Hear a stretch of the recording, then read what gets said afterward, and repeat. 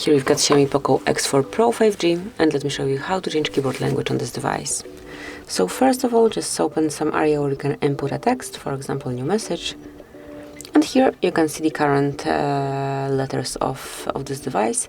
To change it, tap on settings icon, go to languages, and click on add keyboard. Here you've got the pretty long list of languages that you can apply. So you'll definitely find something you're looking for. You can simply scroll it down and just pick whatever you want. And let me pick Hebrew. Then just click on done, remove English, and as you can see, the changes are already applied. So this is it, that would be all. Thank you for watching. Please subscribe our channel and leave the thumbs up.